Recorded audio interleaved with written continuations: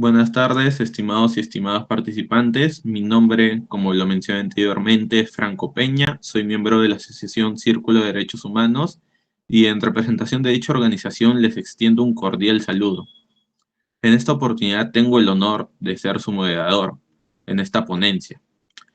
El eje temático es el eje temático que se debe haber tratado el día de mañana. Sin embargo, por temas de logística, lo vamos a ver el día de hoy, cuyo eje temático es Perú y derechos humanos. Y la ponencia del día de hoy es reconocimiento de la maternidad subrogada en el expediente número 1707 del 2022, disculpen, hacia una futura legislación. El día de hoy vamos a contar como expositora a la profesora Paula Siverino, por lo cual pasaré a dar una breve descripción de su hoja de vida. Ella es abogada en derechos humanos y doctora en derecho, experta en género y diversidades, prevención de la violencia e inclusión, activista por la paz mediante la educación emocional y miembro del Comité Internacional de Bioética de la UNESCO. Asimismo, tiene amplia trayectoria y ha generado una extensa red de aliados a nivel global, conferencista y docente. Su fuerte es divulgar y traducir los distintos lenguajes aprendidos en su carrera profesional, ya sea el científico, derechos humanos, ONGs o organismos internacionales. Tiene un sólido manejo oral y escrito el inglés y el italiano con conocimientos intermedios de portugués. Dicho su breve hoja de vida, pasamos a darle el pase para su respectiva ponencia. Muchas gracias. Bueno, Franco, muchas gracias. Voy a poner mi cronómetro. Es para mí una enorme alegría poder estar con ustedes hoy. Es un poco raro cuando uno le lee en el currículum de LinkedIn. Entonces, soy relatora del Comité Internacional de Bioética de la UNESCO desde el año pasado, uno de los 5 puestos representando hace ya 7 años a América Latina y el Caribe. Y soy experta en fertilidad y derechos humanos y tengo asesora de clínicas hace muchos años también en procesos de due diligence y de compliance biolegal y autora del libro de bioética jurídica que se los recomiendo, lo sacado la PUC este año en la colección Lo Esencial del Derecho, y precisamente es un libro que es un manual muy simple, escrito en los términos que tiene la PUC esta colección, y que a los que se queden con ganas de entender un poco más los alcances de lo que vamos a ir haciendo una pasada rápida hoy, les puede llegar a interesar. Les pido disculpas por mi voz, tengo una gripe espantosa, así que vamos a tener las escatologías de la gripe de rigor, esto es pañuelos, estornudos y lo que sea que suceda en el curso de estos 40 minutos. Estoy recién bajada de un avión después de 20 horas y agradezco que me hayan dado la posibilidad de cambiar al día de hoy porque estoy en México, hubiera sido imposible para mí participar mañana. Quería entonces, vamos a ver, quería un poco contarles acerca de este proceso en el que me toca participar como asesora por un lado, como amicus curia también. em, y bueno, yo trabajo, como les decía, temas de fertilidad en toda la región, también en Europa, entonces por ahí vamos a ir haciendo algún que otro comentario mezclando cuestiones de derecho comparado. Mañana me toca dar, mañana, de aquí al viernes voy a estar hablando en México acerca del tema precisamente de gestación, fertilidad, técnicas de reproducción asistida y gestación subrogada. Pero antes vamos a ubicar 3 partes de la conversación. Obviamente va a ser imposible hablar de todos estos temas, pero sí me interesa, aparte, dejar un espacio para las preguntas. Si no hay preguntas, ustedes se lo pierden. Em, y son 3 módulos diferentes, ¿no? Por un lado, podríamos decir que hay una parte introductoria a esta conversación, que cuando hablamos de temas como, vamos a ver, recordemos, porque está el número del expediente, pero a ver cuántos se acuerdan, quiénes se acuerdan de este caso. Este es un caso que está al voto, en este momento al voto en el Tribunal Constitucional, y es un caso en el cual se trata de una gestación por sustitución altruista, solidaria, es decir, no ha habido, no solo hay una relación de amistad profunda de la mujer que gestó a favor de la mamá comitente. En este caso son primas hermanas, se han criado juntas prácticamente como hermanas. Este es un matrimonio que lleva más de 25 años juntos, 28 años juntos, que han intentado tener familia por todos los medios que ustedes se puedan imaginar y ha resultado imposible. Entonces, finalmente han tenido que optar además en relación de los padecimientos de infertilidad que ambos tienen, por una embriodonación. Esto es, no hay material genético, este niño, esta niña que nació de este procedimiento, no comparte material genético ni con la mamá ni con el papá, porque fue una donación de esperma y una donación de óvulos, y a la vez fue gestada por su tía, digamos así, porque es la prima hermana, pariente en cuarto grado, es prima hermana de la señora comitente. Como en el Perú no existe no está regulada la figura de la gestación por sustitución, la filiación se determina por la presunción de maternidad con el parto, por ende, cuando la niña nace, la anotan como madre, como hija, perdón, de la mujer que la gestó, que la dio a luz y que la gestó, y luego se enfrenta el proceso, hay distintos tipos de proceso, vamos a ver, pero luego comienza el proceso para poder regularizar la filiación en función de la intención de la voluntad procreacional, que es el de haber sido madre y al haber sido padre de esta criatura. Por el contrario, como suele suceder en todos estos casos, el varón sí ha sido emplazado filiatoriamente como el papá, en la medida en la que hay un acto de reconocimiento voluntario al momento del nacimiento de la niña, como si fuera una hija extramarital, ¿ok? Entonces, estos son los hechos del caso. El caso llega a la instancia del Tribunal Constitucional y el Tribunal Constitucional está en este momento decidiendo de qué manera va a regular, desde mi perspectiva, no solo la gestación subrogada, sino toda la reproducción asistida, y eso es lo que nos tiene a todos un poco en ansia, porque, bueno, sabemos que, dada la constitución del tribunal, no cabe esperar que haya avances en términos digamos, más bien temer que haya algún tipo de retroceso en materia de reconocimiento de derechos sexuales y reproductivos, o cualquier cosa. En realidad estamos esperando, es inútil especular, vamos a ver hacia dónde decantan las conversaciones del tribunal y hacia dónde van los votos, ¿no es cierto?, al momento de decidir este caso. Entonces, como yo les decía, hecho ya rápidamente los hechos del caso, establecidos los hechos del caso, tenemos, por un lado, para poder abordar cuestiones que tienen que ver con reproducción humana, con reproducción médicamente asistida en general y gestación subrogada en particular, tenemos que tener en cuenta, por un lado, la importancia de la bioética jurídica como marco conceptual para poder entender las categorías de lo que estamos hablando, ¿sí? ¿Por qué les digo esto? Y porque lo padezco un día sí y 2 días también.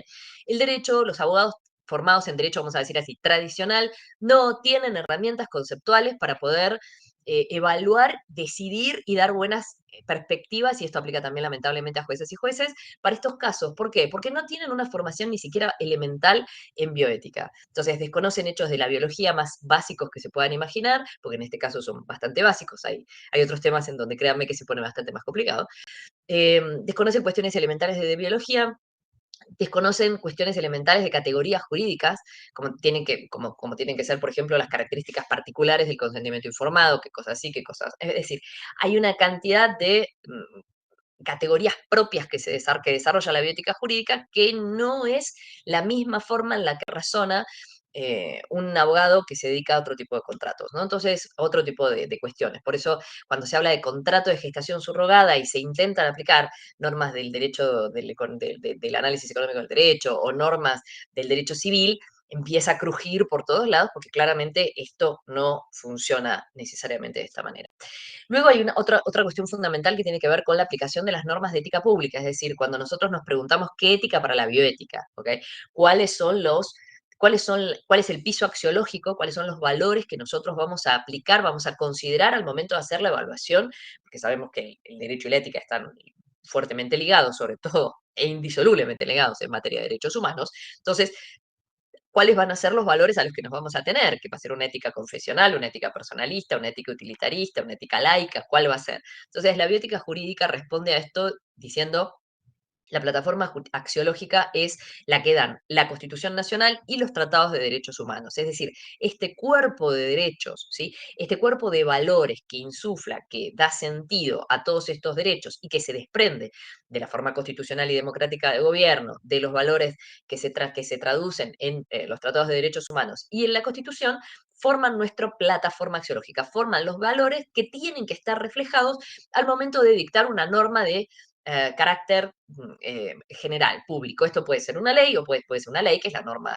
para general, o puede ser una sentencia, que es la norma para el caso concreto, y si es una sentencia del Tribunal Constitucional, es una norma que excede ampliamente el caso concreto, ¿no es cierto? Porque puede ser que el tribunal esté funcionando como legislador negativo, y si está haciendo control de constitucionalidad concentrado, se aplica a todo el ordenamiento, tiene efectos en todo el ordenamiento jurídico. Entonces, la importancia fundamental de distinguir una ética de mínima de una ética de máxima, es decir, una ética que yo uso para mis propias convicciones personales, que son las que yo utilizo para llevar adelante las decisiones sobre mi propia vida, es una cosa, y esto aplica por supuesto para juezas y jueces, y otra cosa muy diferente son aquellas pautas valorativas que van a servir como brújula orientadora de la toma de decisión en aquellas decisiones que nos afecten a todos, que afecten a los ciudadanos, ¿no?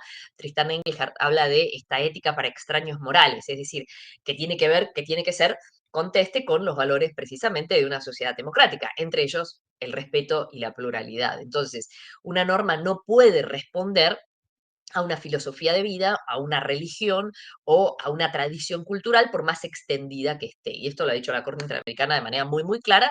La última, en la opinión, la última sí de nítida, digamos así, en la opinión consultiva 2417, lo dice con todas las letras, ¿no? Entonces, luego de que tenemos esto, tenemos otra cuestión súpermente importante que tiene que ver con la aplicación del criterio de constitucionalización del derecho privado, importantísimo, sobre todo en derecho de familia. Esto, a ver, a mí me da un poco de pudor decir esto en el 2024 en el Perú, pero todavía sigue habiendo, sea docentes, abogadas, jueces, que aplican una visión legalista del derecho, cuando es absolutamente clarísimo a través de la jurisprudencia del Tribunal Constitucional y de la jurisprudencia de la Corte Interamericana de Derechos Humanos que prima una interpretación de la constitucionalización del derecho privado, sobre todo constitucionalización del derecho de familia. De hecho, el Tribunal Constitucional tiene un par de sentencias ya muy clásicas sobre esto, Jos Pérez, Rosas Domínguez, de aplicación de constitucionalización del derecho de familia. Luego tenemos otro bloque, ¿sí? Bueno, por supuesto, el enfoque de género y diversidades también tiene que estar presente, enfoque de derechos humanos, de género y diversidades, tiene que estar presente al momento de analizar estos casos. Y esto se desprende también como una exigencia legal, digamos, el Perú ha suscrito tratados como la Convención Americana de Derechos Humanos, como la Convención de la CEDAW, como la Convención del Pará, donde se compromete a, entre otras cosas, erradicar los estereotipos de género, eliminar toda forma de discriminación, etc. Bueno, luego tenemos otro grupo de cuestionamientos, de problemas, de interrogatorios jurídicos que tiene que ver con este eje infertilidad, derechos sexuales y reproductivos, y en el caso que nos ocupa, gestación subrogada, ¿no? O gestación por sustitución. Entonces, y aquí les voy a simplemente enumerar estos puntos, después si quieren, por ahí alguno lo desarrollamos un poco más en extenso o me preguntan. Entonces, por un lado, la infertilidad es un problema que afecta cada vez a más personas en el mundo, se calcula entre un 16 y 19% de la población, estamos hablando de mucha, mucha gente, y hay una progresión de aquí a 20, aproximadamente a 20, 25 años, que hay algunos cálculos que dicen que aproximadamente la mitad de la población puede llegar a padecer algún tipo de forma de infertilidad. Entonces, esto es un dato muy alarmante y muy significativo. Por otra parte, bueno, además de la mano de eso, están los cambios en y esto, la infertilidad repartida por igual, entre causas que afectan a las mujeres y causas que afectan a los varones. Por otra parte, hay una realidad en el cambio de hábitos, de perspectivas. La gente joven tiene cada vez menos sexo, la gente joven elige no tener hijos en general o tener un solo hijo. De hecho, ya tenemos hace ya muchos años atrás en Europa y en Asia tasas negativas de recambio poblacional y ahora ya las tenemos en América Latina. Es decir, el mundo es un mundo envejecido que va a ir envejeciendo y que cada vez esto de acá a 20 años va a ser la norma. Eh, entonces, por otra parte, como les decía, el aumento de la infertilidad, el deseo de no tener hijos y el deseo ni siquiera de tener sexo. De hecho, las estadísticas, los estudios de epidemiología muestran que un varón hoy de 20 a 25 años tiene menos testosterona que un varón de 60 años hoy. Con lo cual, créanme que las de mi generación salimos ganando. Pero es algo muy, muy, muy llamativo. Entonces, en este contexto, las técnicas de reproducción asistida cobran cada vez mayor protagonismo, ¿no? Porque se estima que por lo menos la mitad de la población y la parte de la población a la que le interese reproducirse, es muy probable que tenga que acudir al auxilio de la ciencia y la tecnología para poder formar una familia. Entonces, desde el punto de vista médico y jurídico, la infertilidad es considerada como una enfermedad y una discapacidad reproductiva. Esto es muy importante porque implica, y ahí hay una discusión, si se trata solamente de infertilidad por causales de orden fisiológico, hay un alto porcentaje de parejas que no pueden tener hijos y no hay aparentemente ningún problema y sin embargo no pueden tener hijos. Se presume que por distintas razones como incompatibilidad de los sistemas inmunes o por razones todavía no esclarecidas, pero sin tener ninguna, vamos a decir entre comillas, patología de base, sin embargo no pueden quedar embarazados. Hay cuestiones que tienen que ver con la infertilidad de las mujeres que ya han pasado cierta edad y pretenden embarazarse de manera natural y se pueden ver regias físicamente, pero sus ovarios no se enteran. Entonces, ahí también hay una cuestión de cambios de orden social que hace que no solamente las mujeres elijan no tener hijos o tener menos hijos. Hay datos que muestran que cuanta más educación tiene una mujer y más acceso a independencia económica tiene una mujer, elige no tener hijos o tener muchísimos menos que los que tuvo su abuelo o su madre. Y por otra parte, el hacer largo, digamos, el extender la edad del primer hijo, que cuando, digamos, tenemos en cuenta que la edad reproductiva ideal es a los 25 años, 20, 25 años, 28, después de los 30 menos, y a los 35 empieza a declinar fuertemente, inclusive teniendo mujeres que pueden llegar a presentar situaciones de menopausia precoz, y a los 40 ya se va en picada. Pero cuando digo en picada es así, en picada vertical en la mayoría de los casos, por supuesto siempre hay excepciones, pero es muy importante tener esto presente porque si alguna de las que me está escuchando tiene entre sus planes tener hijos, es importante que entienda que no hay que esperar a la maestría y la segunda maestría y el trabajo y tener su casa para eso, porque los ovarios no se enteran de que las mujeres tenemos derechos y siguen funcionando como hace 1000 años atrás. Entonces, la consideración de la enfermedad de infertilidad como una discapacidad reproductiva, como una enfermedad, tiene impacto también al momento del reclamo en términos del acceso a las técnicas de reproducción asistida. Esto no pasa en el Perú, esto ha pasado muchísimo, por ejemplo, en Argentina, en donde es habitual litigar contra las horas prepagas o los servicios de salud para exigir la cobertura. Ahora, hace ya muchos años que nosotros no tenemos una ley que regule la reproducción asistida, pero sí que regula el acceso, es decir, es obligatoria la cobertura de la reproducción asistida dentro de unos marcos que son bastante amplios y flexibles, pero esto todavía no pasa en el Perú. Sin embargo, dado que se considera una infertilidad y una discapacidad reproductiva, bien cabría que existiera un litigio, como pasa en Argentina, exigiendo que el seguro de salud pague, se haga cargo de la cobertura de la reproducción asistida. Em, Otra cuestión muy importante son los derechos reproductivos, es decir, cuando nosotros hablamos de gestación subrogada o cuando hablamos de acceso a técnicas de reproducción asistida, estamos siempre hablando dentro del paraguas de una serie de derechos. Uno de ellos, los derechos reproductivos, que están reconocidos en el Perú, que incluye el derecho a acudir a las técnicas de reproducción asistida para paliar la infertilidad. Como les decía, también está la conversación sobre la infertilidad llamada social, que es la propia de las parejas arcoíris o las parejas LGBT, de obviamente dos varones no van a poder quedar embarazados y dos mujeres tampoco. Entonces, en estos casos sí o sí se requiere acudir a técnicas de reproducción asistida. Em, entonces, el paraguas dentro de los derechos reproductivos, el derecho a la información, el derecho a acudir a los adelantos de la ciencia y la tecnología, al libre desarrollo de la personalidad, al proyecto de vida, etcétera. Luego tenemos la cuestión, por supuesto, de la regulación de las técnicas en el Perú. En el Perú es una práctica legal no regulada, no regulada de manera externa, no regulada la gestación por sustitución y regulada de manera muy acotada y cuestionable la reproducción asistida en general. Hablamos de la discusión sobre el artículo 7 de la Ley General de Salud, ¿no? Entonces, cuando llegamos a esta parte, decimos, bueno, hay un artículo, que es el artículo 7 de la Ley General de Salud, que dice que las personas tienen derecho a acudir a a resolver la infertilidad, a paliar la infertilidad, acudiendo a las técnicas de reproducción asistida, que tienen que mediar el consentimiento informado expreso, siempre que la condición de madre genética y madre gestante coincidan. Se requiere el consentimiento expreso de los padres biológicos y, esto estoy casi textual, perdonen mi memoria, pero casi textual de lo que dice la norma, y está prohibida la fecundación de óvulos con finalidad distinta a la reproducción y la clonación de seres humanos.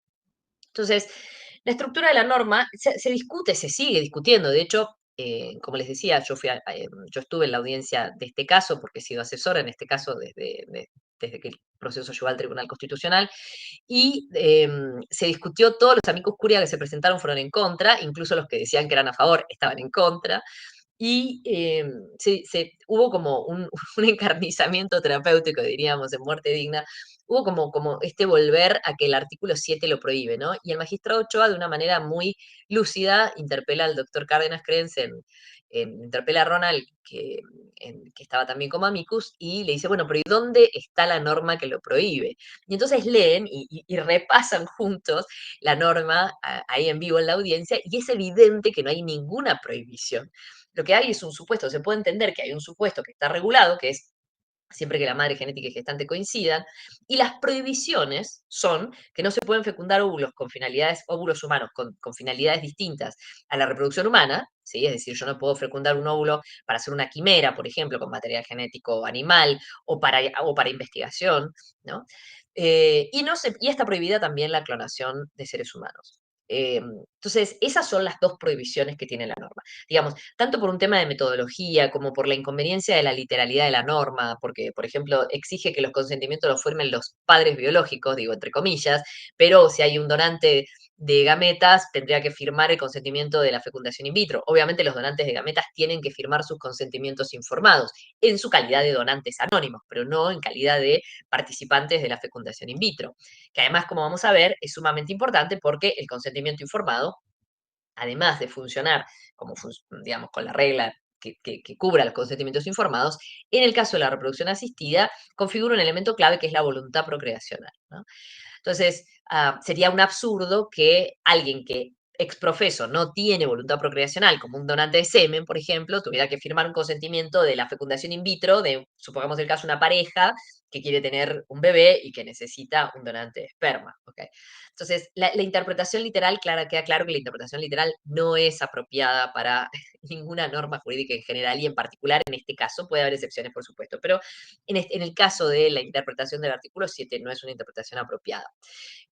Por otra parte, vemos que si tuviéramos que hacer esta interpretación literal, incurriríamos en una discriminación inaceptable, porque la norma permite la donación de semen, pero no así, teóricamente, si la permite, pero si yo hiciera esta interpretación literal, tendría que decir que no, digamos, que solamente el artículo 7 permite que los varones infértiles tengan hijos, más no las mujeres infértiles. Entonces, si yo tengo una ley que solamente me permite que los varones puedan acudir a la reproducción asistida, digamos, estaría viciada de discriminación por género de manera irreparable, ¿no es cierto? Es una gravísima violación al principio de igualdad y no discriminación. Por otra parte, ¿cuál sería la utilidad social que tendría una norma que solamente previera el paliar la infertilidad de los varones, ¿no? Bueno, entonces, por otro lado, decíamos que la gestación subrogada es una práctica legal, porque no hay ninguna norma que la prohíba, pero no está regulada. Y que no esté regulada mientras que todas las otras técnicas de reproducción asistida, la inyección intracitoplasmática de gametos, la fecundación in vitro, la ovodonación, digamos, en todas estas, cualquier otra de estas prácticas no tiene mayores consecuencias porque quedan amparadas bajo el paraguas de la presunción de maternidad y paternidad. En el caso de la gestación por sustitución, sí tiene consecuencias, porque en el caso peruano colisiona de manera frontal con las normas de orden público que regulan la filiación y que establecen que la filiación se determina, por un lado, por el hecho natural del parto, por el reconocimiento, por la sentencia de adopción, ¿okay? O por la presunción de paternidad. Entonces, en este caso, la voluntad procreacional, que como vamos a ver, funciona como una fuente filiatoria cuando la ley se refiere a ella, ¿sí? Vamos a ver que no siempre es así, porque en el caso mexicano, curiosamente, una de las cosas que observaba estos días mientras preparaba mi charla aquí, es que en el caso mexicano la afiliación funciona de manera diferente, de una manera mucho más, vamos a decir así, transable o liberal. En el caso peruano, como en el caso argentino, de ninguna manera es así. Las normas de filiación son normas de orden público y si algo colisiona, y no puede ser materia, por lo tanto, de acuerdos transaccionales entre particulares. Entonces, ¿es posible acudir a la gestación subrogada para formar una familia? Sí, pero voy a necesitar, sí o sí, la intervención judicial en algún momento, antes, durante o después del proceso, para que pueda establecer la filiación tal cual como la pretende la persona o la pareja que recurre a la gestación subrogada. Em, la voluntad procreacional, como ya les decía, cuando uno va a un proceso de reproducción asistida, de fecundación in vitro, en el cual lo que tenemos son las gametas, ¿no? Óvulo y espermatozoide, se unen de manera en el laboratorio, se forman embriones y estos embriones se crecen en un cultivo y en una incubadora durante unos días y luego se le pueden hacer en el medio exámenes genéticos y luego uno de ellos se va a transferir al útero de la mujer que o bien es quien pretende quedar embarazada o bien es una persona que gesta para otra, como es el caso de la gestación por sustitución. Ahora, como les decía, para hacer esto es necesario firmar una serie de documentos. Estos documentos no son contratos. Quiero dejar esto claro.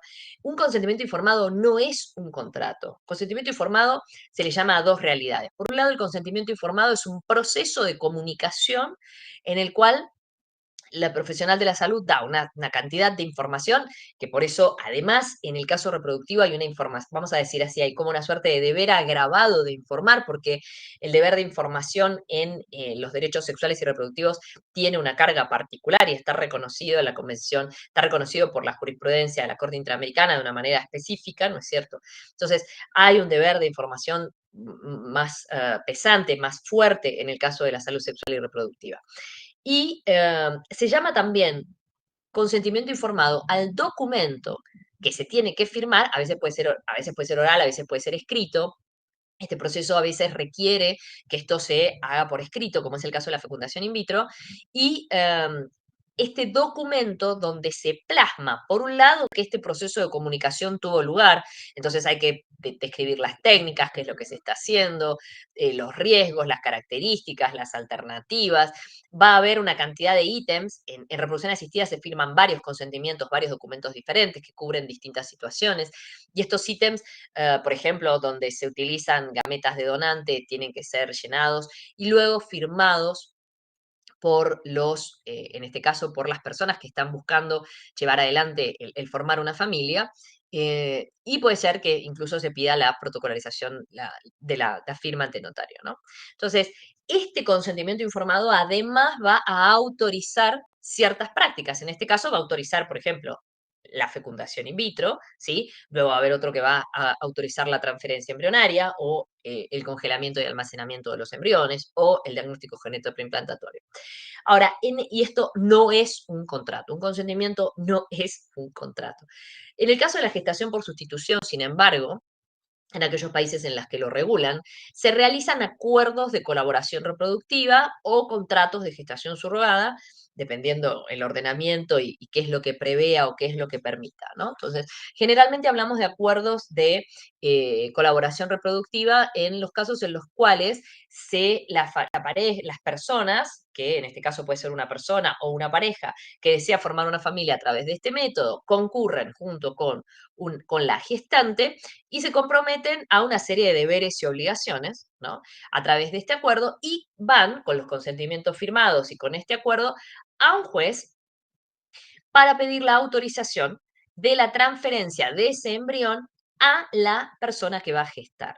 Entonces, esta persona que va a gestar tiene que haber pasado por una cantidad de análisis socioambientales para descartar que se trate de una persona en una situación socioambiental desfavorable, que tiene que haber pasado también exámenes psicológicos para probar que está en condiciones de atravesar una gestación para otro y entregar al niño al final de ese proceso.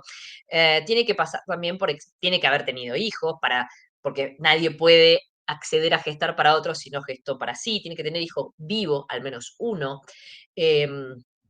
Tiene que tener condiciones de salud, además, que le permitan gestar sin riesgos, más allá de los riesgos que trae aparejado cualquier tipo de gestación, pero no puede tener un riesgo agravado, ¿no?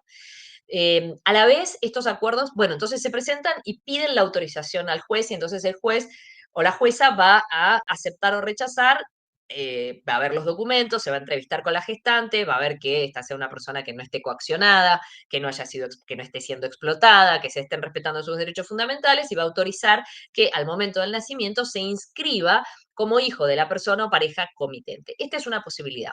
Otra posibilidad es que el niño nazca o la niña nazca y recién ahí, que es lo que ha pasado en el Perú, la jurisprudencia peruana, recién ahí se realizan los procesos, ya sea por vía de la impugnación de la maternidad, hay varios casos en el Perú en este sentido, por vía de adopción especial, porque en estos casos habitualmente el varón figura legalmente como el padre y a quien hay que desplazar es a la mujer gestante y entonces se tramita como un caso de adopción especial, sobre todo cuando hay parentesco, o puede ser un caso de amparo por derecho a la identidad, que es el caso que está en este momento ante el tribunal, que es un caso en el cual lo que se reclama es básicamente el derecho a la identidad de la niña que ha sido gestada a través de este método para que la reconozcan como hija de quien realmente es, ¿no? Entonces, Como vemos en este caso, como yo les decía, el acuerdo puede darse básicamente de dos formas, ¿no?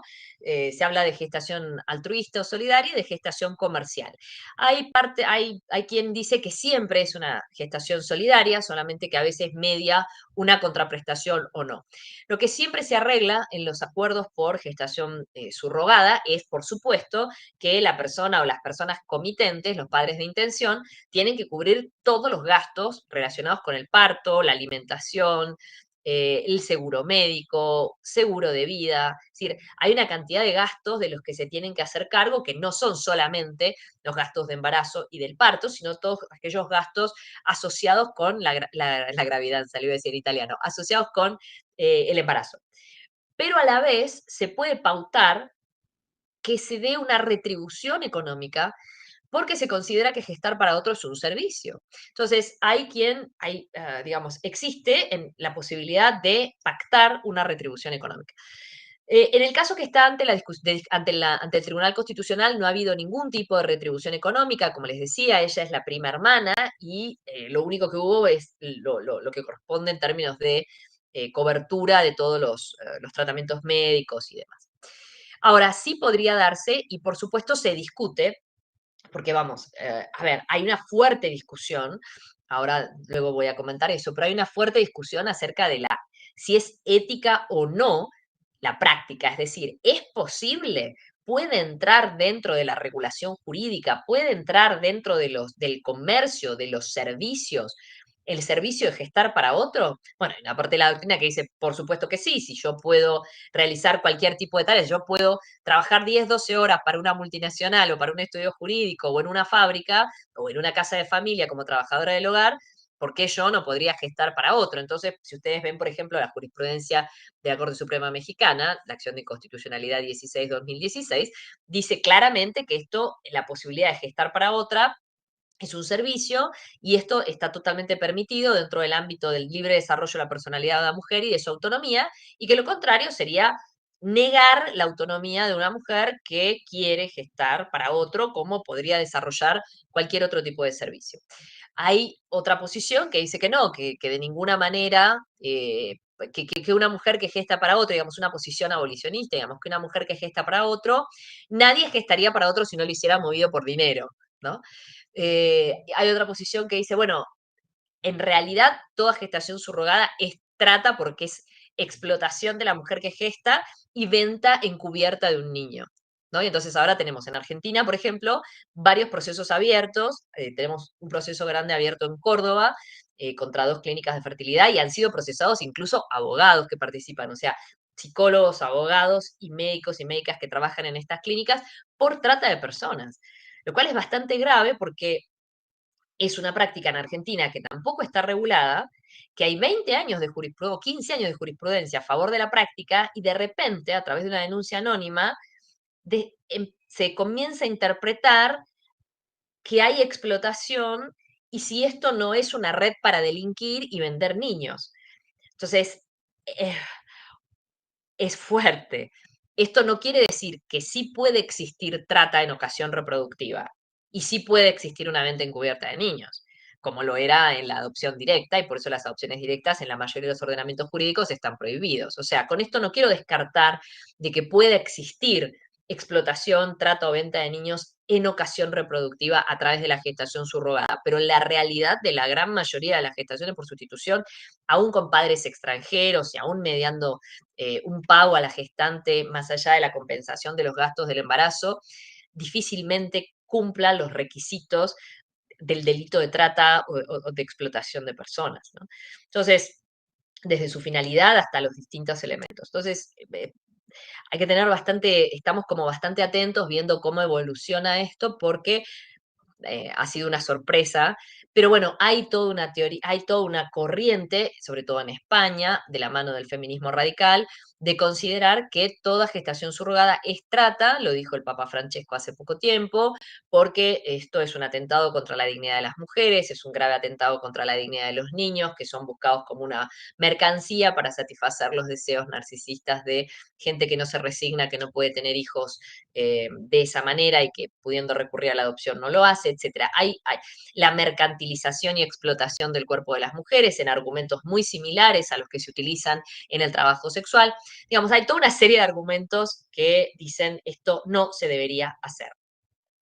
Del otro lado del mostrador tenemos, por ejemplo, como yo les decía, la sentencia de la Corte Mexicana diciendo esto es libre desarrollo de la personalidad, una mujer tiene que respetarse la libertad de las mujeres de gestar para otros y tiene que respetarse la posibilidad de quien no puede acceder de otra forma a un proceso de reproducción asistida, hacerlo a través de una persona que se ofrezca a gestar.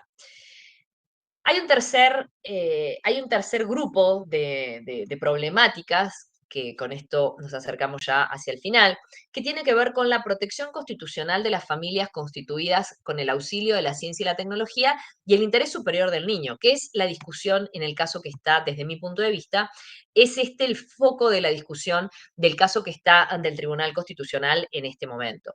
Entonces, por un lado, el reconocimiento de la protección constitucional de la familia. Es decir, por un lado, yo ya les decía al principio, la importancia de la constitucionalización del derecho de familia. Tenemos la sentencia de George Pérez, donde se consagra la pluralidad de tipos familiares, que incluye también a las familias diversas, a las familias arcoíris.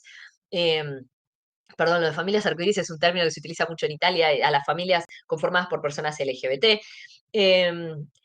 Y también, por supuesto, las familias formadas con auxilio de la ciencia y la tecnología, que son básicamente las que recurren a cualquiera de las técnicas de reproducción asistida. Entonces, por un lado tenemos constitucionalización del derecho de familia, consagración del tipo de pluralidad de tipos familiares, ¿no? Protección constitucional de las familias formadas con el auxilio de la ciencia y la tecnología y de las familias LGBT. Entonces es muy importante porque no hay un único tipo de familia y mucho menos un único tipo de familia constitucionalmente protegido. Esto está en la jurisprudencia del propio Tribunal Constitucional peruano, no hace falta irse siquiera a los parámetros de convencionalidad. Pero donde sí tenemos es esta importancia, es la aplicación de los parámetros de convencionalidad en cuanto al principio de igualdad y no discriminación en la pluralidad de tipos familiares para considerar tanto las formadas con auxilio de tecnología como las LGBT. Ahora, en el caso como el que tiene el tribunal en este momento, el principio rector para resolver este caso es el interés superior del niño, porque acá tenemos una niña que ya tiene 7 años y que ha sido concebida y criada como hija de esta pareja que ve con mucha preocupación que no la reconozcan como su hija, y a la que por su edad y por decisión de la privacidad familiar no le han contado de qué forma ella ha venido al mundo, ¿no? Entonces, hay cuestiones que tienen que ver entonces con pautas interpretativas, a que también hablamos de parámetros de convencionalidad, pautas interpretativas de los derechos del niño, ¿no? Dos de ellas son trato diferenciado y consideración primordial, es decir, el Estado tiene una obligación reforzada de protección de los derechos del niño, hay una obligación de trato diferenciado y consideración primordial, es decir, los magistrados o magistradas al momento de componer los intereses que están en juego, tienen que sí o sí tomar como consideración primordial los derechos de la niña. No es, bueno, vamos a ver, digamos, tienen la obligación legal de tomar como la consideración primordial los intereses de la niña. Hay otra cuestión fundamental que se desprende de la Convención de los Derechos del Niño y es la prohibición de la discriminación del niño por su origen. En este caso, el origen del niño es a través de una técnica de reproducción asistida heteróloga, es decir, que requiere la participación de terceros, ya sea los donantes de material genético, óvulo y espermatozoide, y la persona que gestó. Entonces, esta niña está viendo afectado su derecho a la identidad, su derecho a formar una familia, su derecho a la privacidad familiar y todos los derechos que vienen asociados al derecho a la identidad por su origen, exclusivamente. De la misma manera que lo es el caso de las dos mamás que también, bueno, yo soy amicus curiae también en este caso, que es el caso que está también ante resolución del Tribunal Constitucional, en el cual aplica lo mismo, interés superior del niño, consideración primordial, trato diferenciado, prohibición de discriminación de origen del niño. El derecho del niño a la identidad, por supuesto, y sabemos que el derecho a la identidad es un derecho relacional, es decir, es un derecho autónomo y relacional. Por lo tanto, el no reconocimiento del derecho a la identidad implica la violación de todos los derechos que van de la mano, ¿sí? Y que dependen de él. El derecho del niño a la privacidad e intimidad familiar. decir, la Convención de los Derechos del Niño prohíbe la injerencia, a las injerencias arbitrarias en su vida familiar. ¿Y qué más arbitrario que la negativa a reconocer la forma en la que este niño fue traído a la vida? Por supuesto que esto también, cuando la RENIEC se niega y los tribunales inferiores se niegan, esto obstaculiza el cumplimiento de las obligaciones de protección del niño, es decir, las obligaciones del artículo 18 que tienen que ver con que la jurisprudencia del Comité de los Derechos del Niño y la propia jurisprudencia del Tribunal Constitucional peruano, en varios casos que decide sobre cuestiones vinculadas con la protección de los niños en procesos, por ejemplo, de divorcio, donde habla de la importancia del emplazamiento filatorio, es decir, la importancia de que ambos progenitores concurran al cuidado y a la protección del niño. Entonces, al no reconocer a uno de sus progenitores, a su madre, ¿sí? Se le está privando de toda la seguridad jurídica que viene de la mano, desde derechos hereditarios, patria potestad, responsabilidades parentales, derechos sucesorios, una enorme cantidad de situaciones.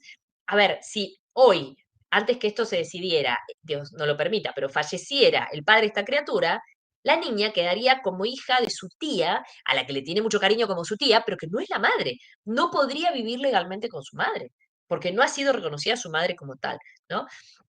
Entonces, ahí voy a hacer de manera brevísima, ya para cerrar, algunas consideraciones sobre el tema de la adopción, porque esto es un tema que se trae una y otra vez a la mesa.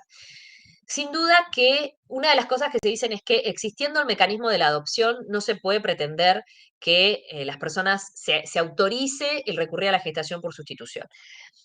Esto es mezclar cosas completamente diferentes. El instituto, por un lado, la gestación por sustitución y la reproducción asistida son técnicas que existe el derecho, como dijo bueno, perdón, me olvidé de mencionar algo importantísimo, la Corte Interamericana, perdonen un segundo que se me estoy quedando sin batería, la Corte Interamericana en el caso de Artavia Murillo y otras versus Costa Rica, ¿sí? Reconoce explícitamente el derecho a recurrir a los adelantos de la ciencia y la tecnología, ¿sí? El derecho a recurrir a los adelantos de la ciencia y la tecnología para formar una familia, ¿sí? Entonces, en ese sentido, por supuesto que los parámetros de convencionalidad son muy claros en el sentido de reconocer precisamente, como les decía, el acudir a las técnicas de reproducción asistida. Entonces, es el acudir a la reproducción asistida y dentro de ello a la gestación subrogada está dentro de la esfera del libre desarrollo de la personalidad y de los derechos reproductivos de los adultos. El instituto de la adopción es un instituto que no está pensado en función de los adultos para formar una familia, porque dicho sea de paso, las técnicas de reproducción asistida, perdón si no lo mencioné antes, es una cosa un poco obvia, pero además de los adelantos los adelantos de la ciencia y la tecnología, para poder formar una familia. No hay un derecho a tener un hijo, ojo con eso, no existe tal cosa como el derecho a tener un hijo, pero sí acudir a los adelantos de la ciencia y la tecnología para formar una familia. Entonces, por lo menos no desde mi punto de vista, no existe ese derecho desde mi punto de vista. Entonces, la adopción tiene por centro dar una familia no a esos adultos, sino al niño. Entonces, es totalmente diferente el objetivo en la adopción y el objetivo en las técnicas de reproducción asistida. Por otro lado, como les decía, amparan situaciones diferentes, involucran derechos diferentes y tienen márgenes de intrusión estatal diferente. El proceso de adopción, mientras que la reproducción asistida debiera tener una mínima intrusión estatal, ¿sí? La adopción tiene una gran intrusión estatal porque precisamente está diseñada para proteger al niño y hay que asegurarse que funcione de la manera protectora en la que está diseñada. Lamentablemente, sabemos que tanto en el Perú como en Argentina, como en la mayoría de los países de América Latina, el Instituto de la Adopción funciona pésimo. Y los niños pasan años de años en el sistema, cuantos más años pasan, menos posibilidades tienen de ser adoptados, porque en general las personas prefieren niños bebés o niños muy pequeños. Entonces, el paso de los niños adentro del sistema por la burocracia, por asumir que cada pareja adoptante es un tratante de niños, lo que hace es, y por los tiempos absurdos, tanto del sistema administrativo como de la justicia, lo que hacen es evitar que esos niños efectivamente puedan gozar del derecho a tener una familia porque pasan tantos años y luego no son adoptados y quedan totalmente desprotegidos al llegar a la mayoría de edad. Entonces, yo creo que si de algo sirve como reflexión las discusiones cuando hablamos de por qué la gente no adopta en vez de ir a la gestación subrogada, es por qué no hacemos que el sistema de adopción funcione en favor de los niños. Y hay una cosa que es, yo creo, bastante perniciosa, que es dar oportunidad y oportunidad y oportunidad y obstaculizar la adoptabilidad de los niños para buscar cualquier mínima posibilidad de que estén con sus lazos de sangre, cuando han sido separados por violencia, por maltrato, por violaciones sexuales, por situaciones graves. Entonces, por un lado tenemos un sistema que glorifica, ¿sí?, lo biológico, obstaculizando la adoptabilidad de niños que deberían poder ser dados en adopción de una manera muchísimo más veloz. Y por otro lado tenemos que también se obstaculiza que las personas formen familias a través de la reproducción asistida porque se reclama, bueno, pero si no hay vínculo genético, ¿dónde está? Y sabemos perfectamente que el vínculo genético es una de las formas de formar una familia. No es la única forma y de hecho la adopción es una clara muestra de ello. Entonces, de hecho, lo que hace la voluntad procreacional, es decir, lo que hace cuando una persona o una pareja firma un consentimiento informado, aceptando que se están usando material genético de una tercera persona que es anónima y que no tiene voluntad procreacional, y si quieren en otro momento o me preguntan, hablamos sobre el problema del derecho a la identidad de los niños nacidos por técnicas heterólogas, pero básicamente lo que hacen es impide que la persona que tiene un hijo de esta forma el día de mañana impugne esa maternidad o esa paternidad por falta de vínculo genético, por supuesto, ¿no? Teoría de los actos propios y protección del interés del niño y del estado filiatorio, la consolidación de las relaciones familiares. Entonces, bueno, me parece que finalmente lo que cabe entonces considerar, como les decía, es que en definitiva, en el caso que está teniendo lugar este momento ante el Tribunal Constitucional, es que el eje de la discusión es el interés superior del niño y la protección constitucional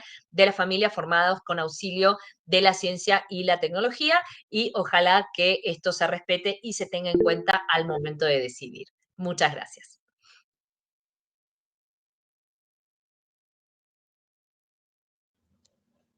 Muchas gracias, estimada Paula.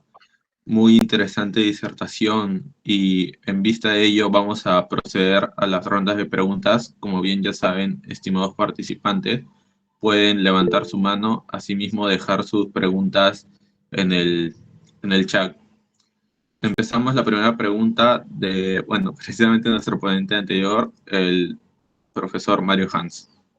Tiene el uso del micro. Muchas gracias. Buenas noches, profesora.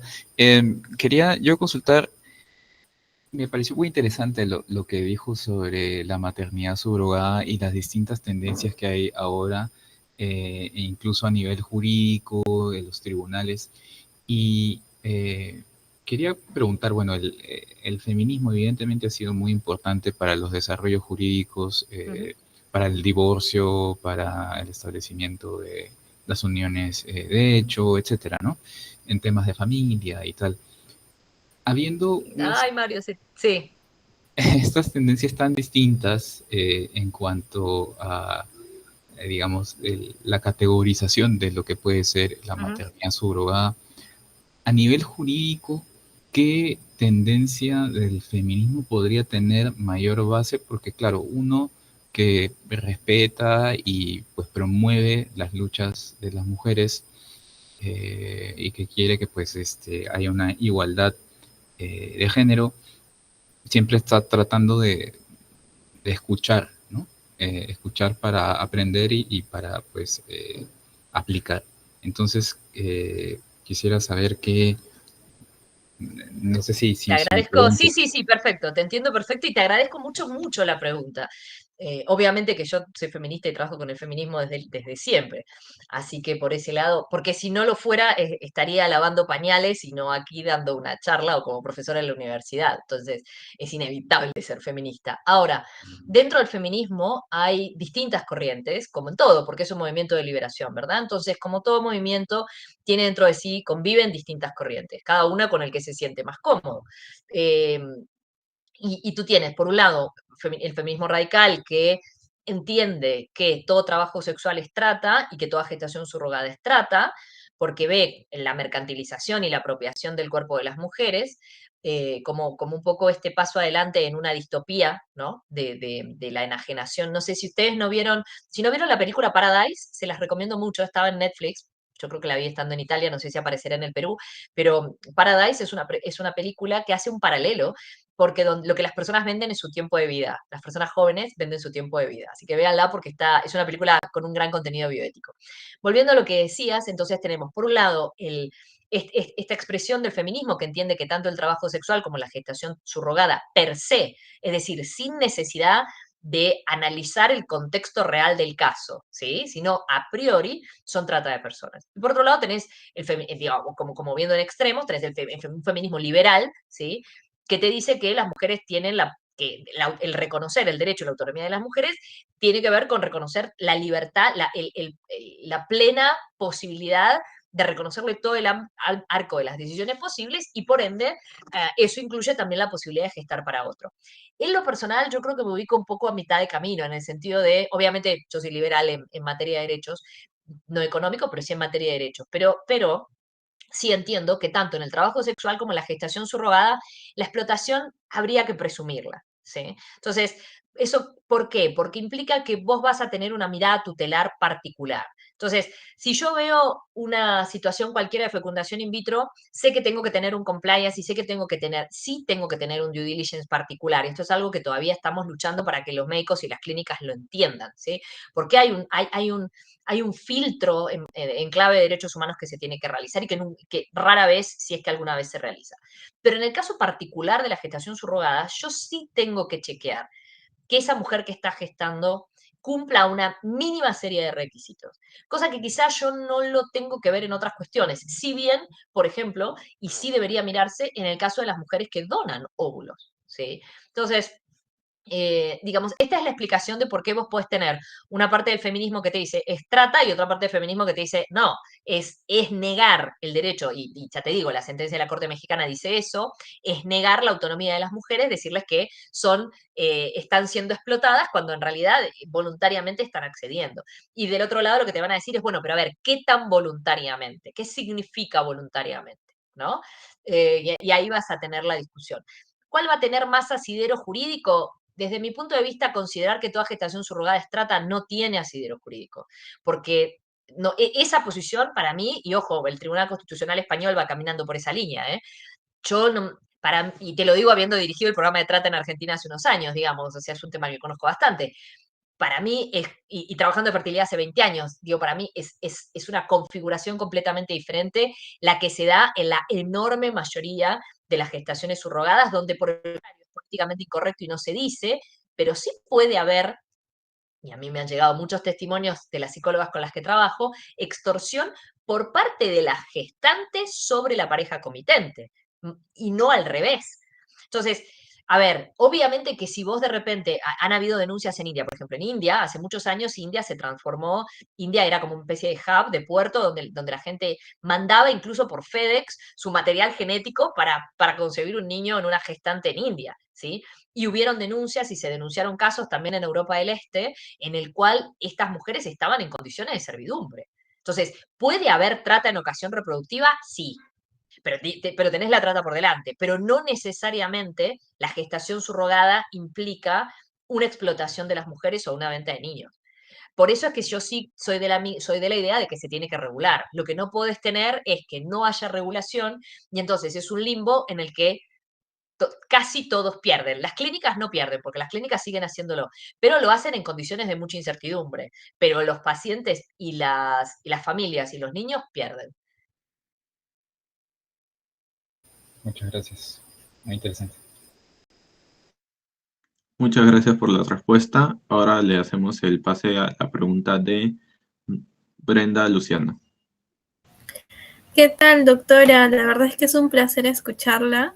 Soy una particular seguidora de su trabajo y justamente quisiera hacerle la pregunta en torno a la mujer que va a asumir justamente la gestación por sustitución, ¿no?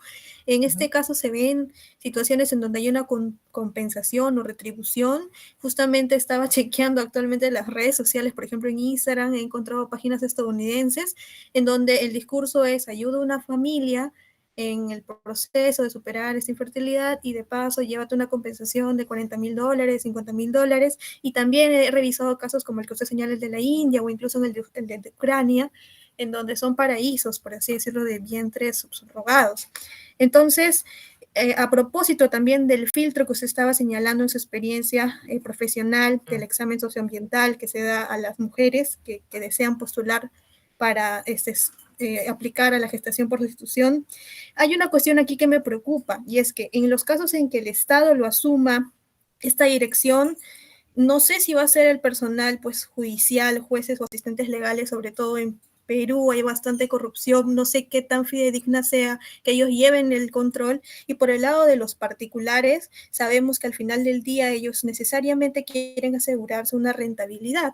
Entonces, no sé bajo qué estándares llevarían pues ese filtro también de forma fidedigna. Entonces, mi preocupación va justamente bajo qué garantías o cómo protegemos a las mujeres, sobre todo en los sectores más vulnerables como las que se encuentran en pobreza y pobreza extrema. Y de antemano, muchas gracias por su respuesta. Gracias. No, muchas gracias a ti y escribe en Instagram, así intercambiamos información. Escríbeme nomás, así seguimos la conversación. Me parece muy válido lo que tú señalas. De hecho, para mí es una gran preocupación. Por eso es que con una doctora en psicología estamos desarrollando herramientas de medición para eso, es decir, herramientas de medición para hacer un due diligence que permita evitar los conflictos de interés, porque además hay, a ver, por ejemplo, cuando el Estado de Tabasco lo reguló, que ahora eso ha sido tildado ha sido prácticamente en gran parte desarticulado por esta sentencia mexicana de hace unos años, de hace 2 años atrás, pero preveía un doble paso a través de la Secretaría de Salud. Entonces preveía que la Secretaría de Salud era la que tenía que hacer el filtro de las gestantes. Luego tenía que irse ante un notario para protocolarizar los acuerdos. Luego esto tenía que ser puesto ante un juez, que era en definitiva el que iba a avalar estos contratos que se firmaran, y luego esto tenía que volver a registro a la Secretaría de Salud, ¿no? Había todo un círculo administrativo que a mí me parecía que sonaba bastante a pesadilla. Ahora, sin duda, más allá de que sonaba como que para las personas que debían atravesar por eso no debía ser nada fácil, mínimamente sonaba también como un intento de protección en términos de asegurémonos que la parte más vulnerable en esta ecuación, que usualmente es la mujer que gesta, aunque como les decía, esto puede presentar otras situaciones también, la parte más vulnerable esté protegida, ¿no? Entonces, ahora, desde mi punto de vista, son las clínicas las que pueden establecer si la mujer para mí no, porque hay un conflicto de intereses, mucho menos las agencias o intermediarios, porque hay un conflicto de intereses. Entonces tendría que haber una instancia externa, ¿sí? Que puede ser particular o pública, pero tendría que haber una instancia externa que eventualmente chequee una serie de documentación y las condiciones de esta gestante para ver que las cosas, para ver que efectivamente no se está registrando ningún tipo de situación anómala o que puede perjudicar. Te digo también, tanto en mi experiencia, pero sobre todo apoyándome en la experiencia de profesionales de primer nivel que llevan más de 20 años trabajando en estos temas, en la gran mayoría de los casos se trata de mujeres que gestan verdaderamente con una vocación solidaria, aunque esta vocación solidaria a veces esté impulsada por razones distintas a las que uno podría considerar, pero a veces tiene que ver hasta como una fuente de autoestima, de decir, bueno, ella tiene todas estas condiciones económicas, pero no puede gestar y yo sí puedo gestar, y yo puedo hacer esto por ella. Y hay un encontrarse en un valor, hay estudios que prueban hace ya muchos años que las mujeres de sectores más vulnerables eligen tener hijos. Digamos, no hablamos de de embarazos forzados o de embarazos no deseados, sino que hablamos del sector que sí elige embarazarse como una forma de autoempoderamiento desde la percepción del valor de la maternidad. No voy a la universidad o no tengo un trabajo X o no tengo una remuneración X, pero sí puedo ser madre y puedo tener un hijo. Entonces, digamos, hay también realidades en las cuales se juegan este tipo de autorrepresentaciones.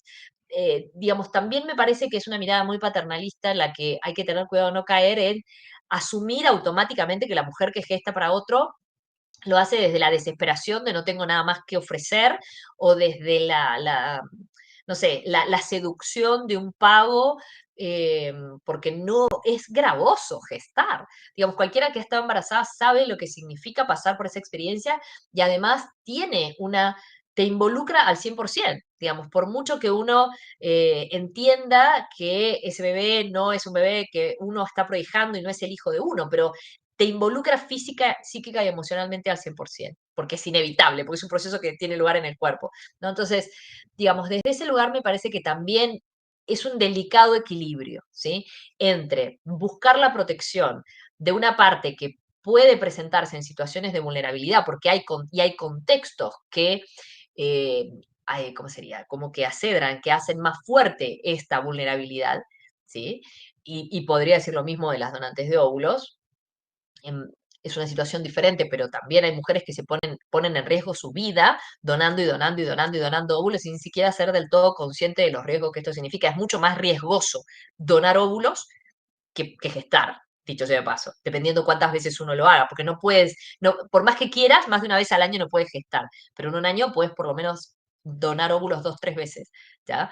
Y hacerlo implica aumentar un riesgo de algo que puede llegar a tener graves complicaciones y de las cuales las mujeres ni siquiera lo advierten. ¿Ok? Entonces, digo, es importante en estos procesos la transparencia, por un lado, el evitar el paternalismo, en el sentido de entender que hay mujeres que desean hacerlo, que quieren hacerlo, que prefieren hacer eso a hacer otra cosa, que encuentran un sentido haciéndolo y que hay que tener un espacio de escucha respetuosa en este sentido, pero sin desconocer, ¿sí? Sin desconocer que también podemos encontrarnos con mujeres que puedan llegar a ser, eh, que puedan llegar a caer en situaciones en las cuales o no lo desean o no están preparadas o su situación de vulnerabilidad estructural las puede llegar a ser potenciales víctimas de situaciones que no son en lo absoluto favorables para ellas. Al, al, al margen de esto, para mí, en paralelo a esto, corren los delitos del crimen organizado. Es decir, por eso te digo, ¿existe la posibilidad de hablar de trata en ocasión reproductiva? Sí, yo no lo negaría. Es decir, si el día de mañana abrís la puerta y te encontrás que hay 10 chicas a las que se le han retenido los documentos o que se les limitan los movimientos, que están todas juntas, gestando ahí, que cómo llegaron, que se les prometió otra cosa, o que no pueden comunicarse con su familia, por favor, eso calificaría, pero abiertamente, ¿sí? Hay una línea, después hay un universo gris, que es el que se está estudiando ahora en Argentina, que tiene que ver con la explotación, ¿no?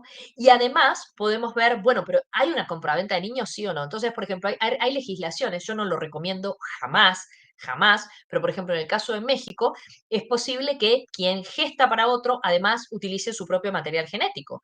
Entonces, vos ahí sí tendrías que, de mínima, sería una adopción directa. Y es una adopción extraña, porque por otra parte, el material genético lo más probable es que sea del marido o de la pareja, de la señora que no puede gestar, o puede tratarse de dos varones, o puede tratarse de un varón, hay que ver cuál es la situación. Pero en el caso que se trata de una pareja heterosexual, estarías entonces que entregando a un niño, pero no, es como, es una, por eso te digo, yo no comparto la idea de que la gestación por sustitución puede realizarse con material genético de la misma mujer que está gestando. Para mí no, no debería ser así, porque ahí sí hay una situación de entrega directa de un niño que tiene una madre, que lo gesta, digamos, que tiene el componente de progenitor genético, además de gestante, y que lo está entregando, cuando en el caso de la adopción la voluntad de entrega tiene que realizarse después del nacimiento, tiene que haber un periodo de ventana para que la mujer tome y reafirme esta decisión, digamos, tiene que haber una serie de garantías.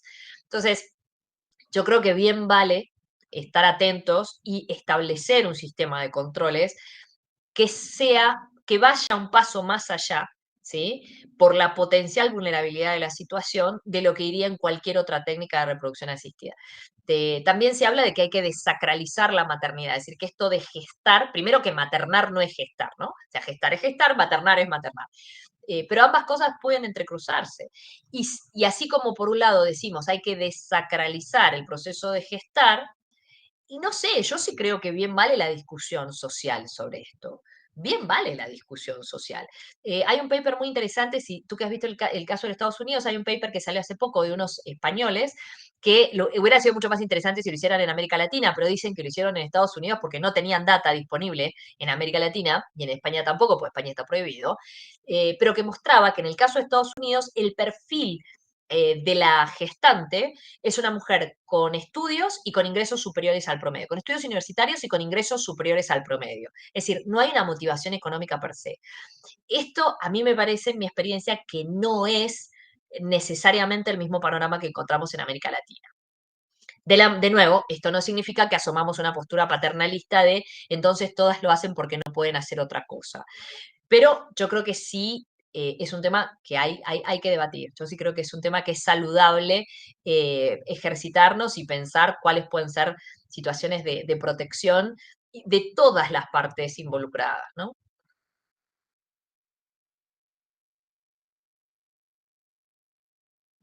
Muchas gracias por su respuesta, estimada Paula. Ahora procederemos a dar sus palabras finales como para el cierre de su ponencia. Simplemente me resta agradecer, han sido muy generosos con el tiempo y no quiero atrasar al otro expositor porque han sido muy delicados conmigo también en el cuidado del tiempo, así que me resta simplemente darles las gracias, felicitarlos por la iniciativa y reiterar mi apoyo para próximas oportunidades. Muchas gracias. Ahora procederemos a prender nuestras cámaras todos los participantes para de este modo tomar la foto del recuerdo. Están todos en pijama, por eso no prenden la foto. Bueno, el doctor Sáenz no.